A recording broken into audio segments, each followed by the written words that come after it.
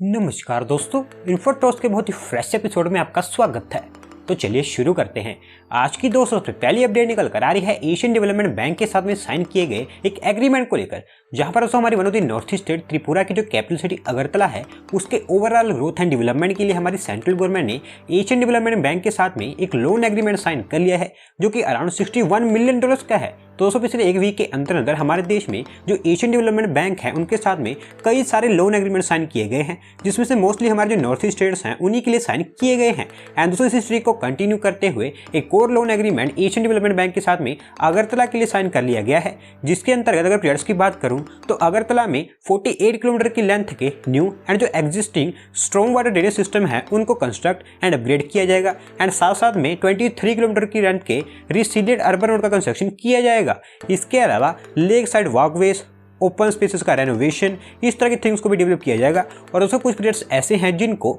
Agartala smart city project के अंतर्गत भी यहाँ पर कंप्लीट किया जाने वाला है।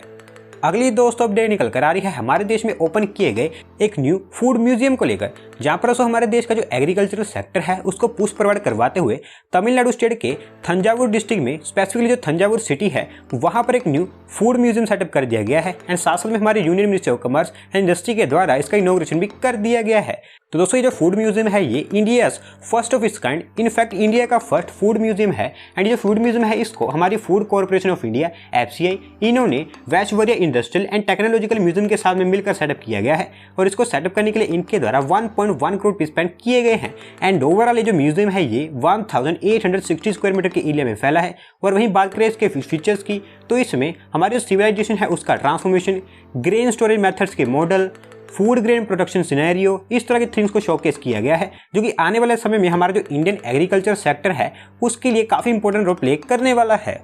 बढ़ते हैं दोस्तों अगली अपडेट की तरफ, जो निकल कर आ रही है तेलंगाना गवर्नमेंट को लेकर, जहां पर दोस्तों तेलंगाना की कैपिटल सिटी हैदराबाद में जो ट्रांसपोर्टेशन सिस्टम है उसको और भी बेहतर बनाने के लिए तेलंगाना गवर्नमेंट के द्वारा डिसाइड किया गया कि वो हैदराबाद में जो लाइट रेल ट्रांजिट सिस्टम है जिनके LRTS सिस्टम है इसको डेवलप करने का काम स्टार्ट करने वाले हैं, जिसको हैदराबाद में कुकड़पैली से नारसिंगी एंड कोकापेट के बीच में इंट्रोड्यूस किया जाएगा। दोस्तों थोड़ा सा आपको मैं डिटेल में बताऊं तो हैदराबाद में जो ट्रैफिक कंजेशन है उसको रिड्यूस करने के लिए ये जो प्लान है इसको प्रिपेयर किया गया है। एंड प्री प्लान के अकॉर्डिंग ये जो लाइट रेल ट्रांजिट सिस्टम होगा ये अराउंड 25.4 किलोमीटर का एक लंबा कॉरिडोर होगा। एंड इसकी करंटली जो DPR है उसको हैदराबाद में 3 अथॉरिटीज, जिसमें the Hyderabad unified metropolitan transport authority, Hyderabad metropolitan development authority and साथ साथ में जो हैदराबाद मेट्रो रेल लिमिटेड है, इन तीनों के द्वारा मिलकर बनाया जा रहा है। एंड ओवरऑल ये कॉरिडोर होगा इसमें अराउंड 24 स्टेशन होंगे, जो कि हैदराबाद में KPHB मेट्रो स्टेशन, हाईटेक city station, Raidurg metro station, HMR metro phase 2 इसको कनेक्ट करेंगे। एंड ओवरऑल दोस्तों मैं आपको बताऊं तो सिंपली सबसे पहले हैदराबाद में जो कंजेशन है, स्पेसिफिकली जो ट्रैफिक कंजेशन है उसको रिड्यूस करने के लिए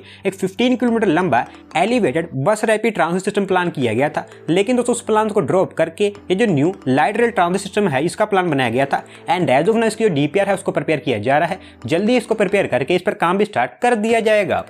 अगली दोस्तों अपडेट निकल कर आ रही है केरला स्टेट की IT इंडस्ट्री को लेकर, जहां पर दोस्तों केरला स्टेट में जो IT इंडस्ट्री है वो स्पेसिफिकली केरला स्टेट में जो IT इंडस्ट्री से रिलेटेड इन्वेस्टर्स हैं उनकी तरफ से ये प्लान अनाउंस किया गया है कि वो केरला में उनकी जो IT बिजनेस है उसको एक्सपांड करने वाले हैं, जिसके चलते आने वाले समय में केरला की जो IT स्पेस है वो 1 करोड़ स्क्वायर फीट से और भी इंक्रीज होने वाली है। तो दोस्तों थोड़ा सा आपको मैं डिटेल में बताऊं तो TCS के द्वारा केरला के पल्लीपुरम टेक्नोसिटी कैंपस में द TCS एरोस्पेस हब को सेटअप किया जाएगा। इसी के साथ साथ में त्रिवंद्रम में टेक्नो पार्क फेज 3 के अंतर्गत Embassy tourist downtown, techno city में एक वर्ल्ड ट्रेड सेंटर, प्रेस्टीज का new IT park, Kochi info park में मैरिटेक पार्क, ये कुछ मेन IT एक्सपांशन सर्विस पर काम किया जाएगा। एंड इसी के साथ साथ में कुछ बड़ी कंपनीज जैसे कि IBS and Caspian tech park, इनके द्वारा भी कोची इन्फो पार्क में उनके जो ऑपरेशन है उनको स्टार्ट किया जाएगा। एंड ओवरऑल दोस्तों इसके थ्रू केरला की जो IT इंडस्ट्री है उसमें हमें 6000 करोड़ रुपये की मेजर इन्वेस्टमेंट देखने को मिलेगी। एंड साथ साथ में कोई सारी न्यू जॉब भी जनरेट होगी। और इसके चलते आने वाले समय में केरला के जो IT पार्क्स हैं,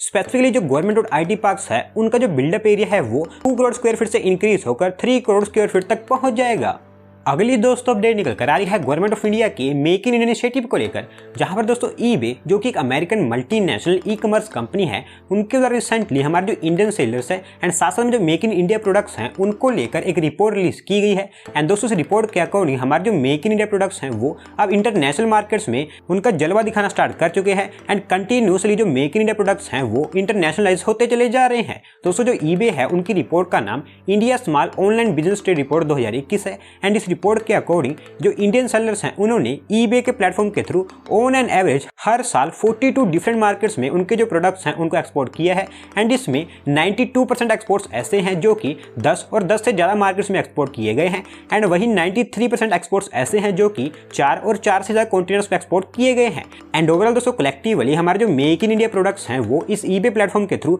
210 डिफरेंट मार्केट्स में पहुंच चुके हैं, जिसके अंतर्गत जो टॉप डेस्टिनेशंस है वो US, UK, Australia, Canada, Germany ये कंट्रीज निकल कर आई हैं। और वहीं बात करें प्रोडक्ट्स की तो fine jewellery, home decor, Ayurveda natural remedies, auto parts, accessories, इस तरह के जो मेक इन इंडिया प्रोडक्ट्स हैं वो सबसे ज़्यादा टॉप एक्सपोर्ट आइटम निकल कर आई हैं। तो दोस्तों आप कह सकते हैं कि ये मेक इन इंडिया जो प्रोडक्ट्स हैं उनके लिए काफ़ी बड़ा बूस्ट है।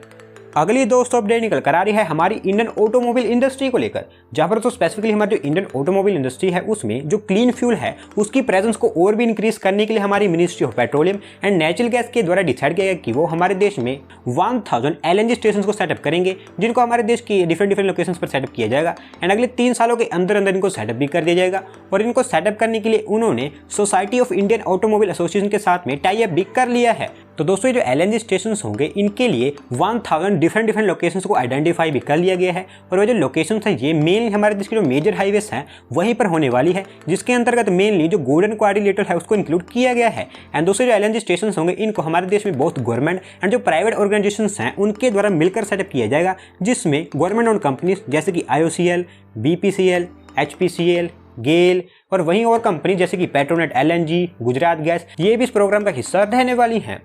बढ़ते हैं दोस्तों अगली अपडेट की तरफ, जो निकल कर आ रही है हमारे देश में एक न्यू लॉन्च किए गए साइंटिफिक एक्सपीडिशन प्रोजेक्ट को लेकर, जहां पर दोस्तों जो एंटार्क्टिका कॉन्टिनेंट है उस पर स्टडी करने के लिए हमारी मिनिस्ट्री ऑफ अर्थ साइंसेस के द्वारा successfully 41st scientific expedition project launch कर दिया गया है, जिसके अंतर्गत जो इंडियन साइंटिस्ट का फर्स्ट बैच है वो सक्सेसफुली एंटार्क्टिका में साइंटिफिक एक्सपीडिशन के लिए पहुंच भी गया है। सो बेसिकली दोस्तों जो फर्स्ट बैच है इसमें 23 scientist and other support staff है और वहीं जो फर्स्ट बैच है ये recently Indian Antarctic research station मैत्री जो कि एंटार्क्टिका में इंडिया का एक परमानेंट रिसर्च सेंटर है वहां पर पहुंच गया है। एंड जो न्यू बैच है ये आने वाले समय में एंटार्क्टिका में 2 प्रोग्राम्स पर काम करेगा, जिसमें सबसे पहले भारतीय रिसर्च सेंटर जो कि एंटार्क्टिका में भारत का एक और परमानेंट रिसर्च सेंटर है उसी के पास में अमेरी आइस शेल्फ इसके जियोलॉजिकल एक्सप्लोरेशन पर काम किया जाएगा। और वहीं जो सेकंड प्रोग्राम है उसके अंतर्गत एंटार्क्टिका का जो क्लाइमेट है उसकी नॉलेज ली जाएगी, जिसके अकॉर्डिंग 500 मीटर्स की आइस कोर को ड्रिल किया जाएगा, जिसको मैत्री रिसर्च सेंटर के पास में ही ड्रिल किए जाने वाला है। एंड इसी के साथ साथ में दोस्तों मिड जनवरी 2022 तक